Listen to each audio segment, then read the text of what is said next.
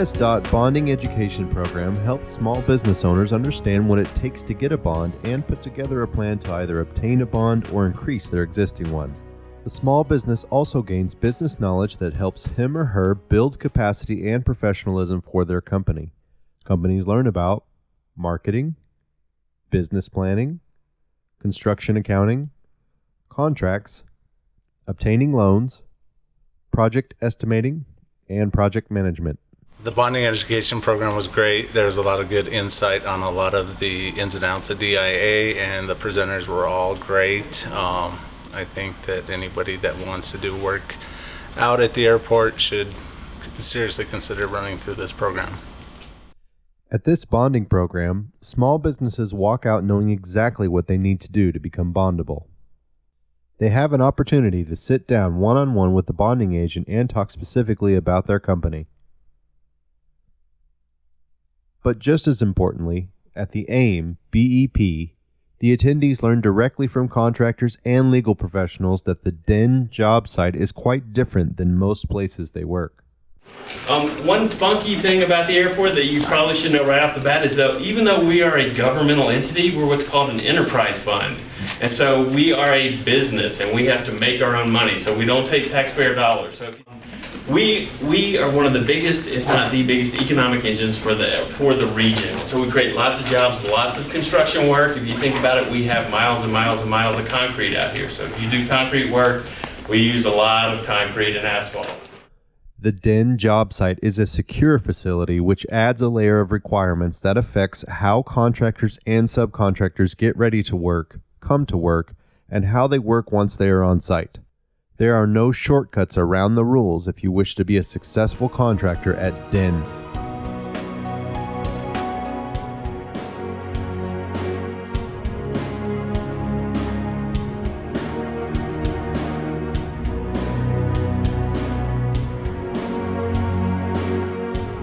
In regard to the bonding in particular, it was very helpful. As a hopeful business purchaser here, there's some aspects of bonding that I never really realized, so that's why I was here to learn more about that. So thanks for doing this. Thank you.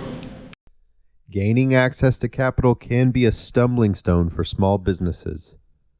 USDOT's Joseph Cerna shares details about one federal funding source for contractors called the Short-Term Lending Program. A lot of talk is paid to finding alternative forms of financing, and that often is where the discussion ends.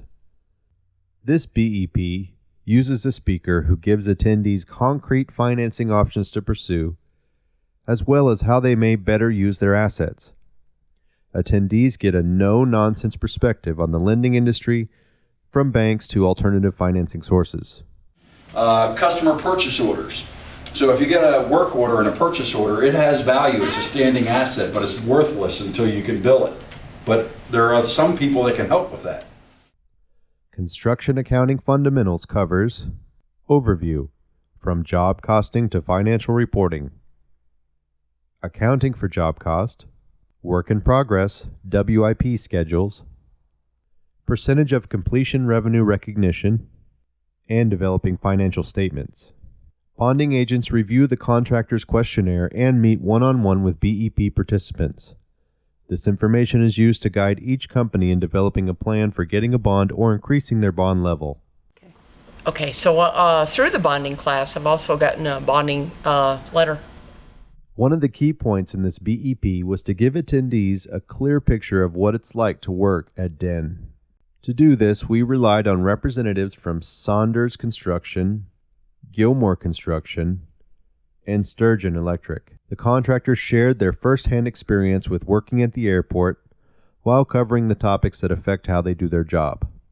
In addition to working at DEN, this section of the class covers project-specific activities, plan reading, estimating, and bidding, types of contracts, lump sum, cost plus fee, etc., common contract forms, project planning methods, job costing and scheduling, management of subcontractors, proper expedition of change orders, measuring project performance, setting up the job site, and ongoing job site operations. when we bid a job, we know who's going to run it from the project management standpoint.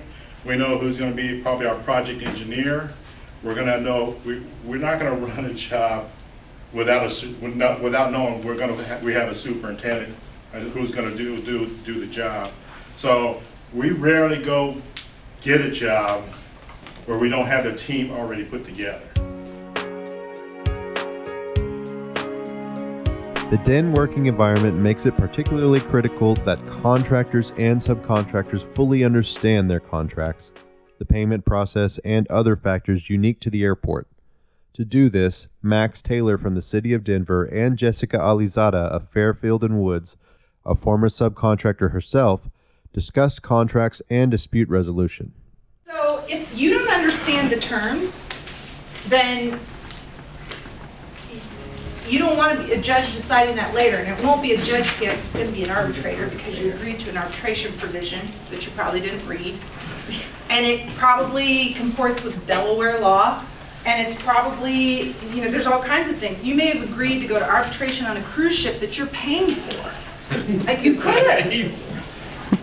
We have seen these provisions. We're not kidding. So, in addition to working at DEN, they covered these topics: mechanics liens, claims process under Miller Act payment bonds, mediation services and approaches for disputes, arbitration provision in standard form construction contracts and what it means, when and under what circumstances to consider litigation.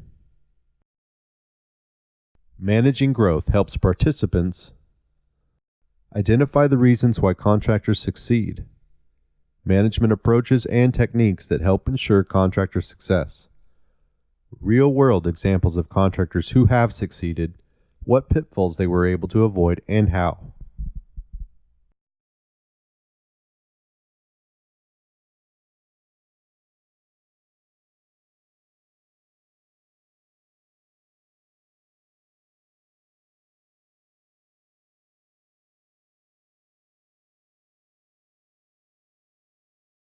The DIA class was very beneficial. It was one of the most collaborative events that I've ever been to. The feedback from general contractors that have been there and done that was very, very useful, and also a great networking opportunity. I really felt like this was a once-in-a-lifetime opportunity, and I really recommend it to anybody that's interested. Thank you.